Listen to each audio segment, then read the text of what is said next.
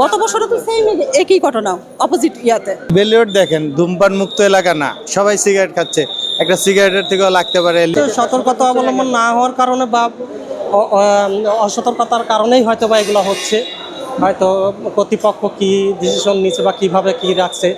তবে যা জানা মতে আজকে সকালে নাকি সিলিন্ডার দিয়ে নিচে কাজ করছে, ওয়ার্লিংয়ের কাজ করছে। যারা প্রত্যক্ষদর্শীভাবে যারা ছিল তারা বলতেছিল। তো জানা যাচ্ছে যে এখন ওখান থেকে নাকি আগুনটা লেগেছে।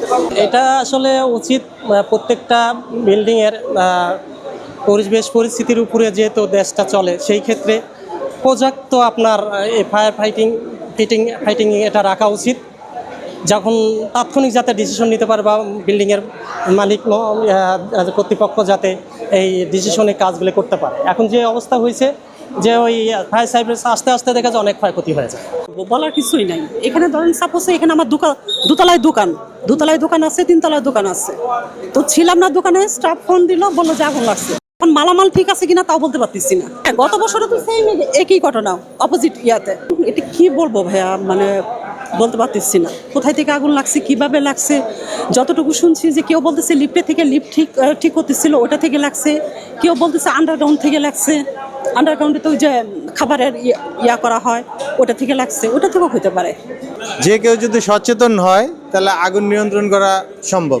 কারণ হলো প্রথমে আগুনটা লাগে ছোট, সেটা যদি তখনই নিভাইতে পারে তাহলে আগুনটা বড় হয় না। কারণ প্রথমে আগুন লাগে অল্প একটু, সেটা 1 বালতি পানি দিয়ে নিভানো যায়। তারপরে লাগে আরেকটু বড় আগুন, যেটা 1 টাঙ্কি পানি লাগে। আরেকটু বড় আগুন হলে এরকম ফায়ার ব্রিগেড লাগে। তবে সচেতনতার অভাব, এটা তদন্ত সাপেক্ষে বলতে পারবেন। কারণ হলো কিসের থেকে লাগে, কারণ বেলিউড দেখেন, ধূমপান মুক্ত এলাকা না, সবাই সিগারেট খাচ্ছে। একটা সিগারেটের থেকেও লাগতে পারে, লিকেজের থেকেও লাগতে পারে, সিলিন্ডারও দুর্বল থাকতে পারে, বা কোনো ঝুঁকিপূর্ণভাবে লাইন নেওয়া হইতে পারে।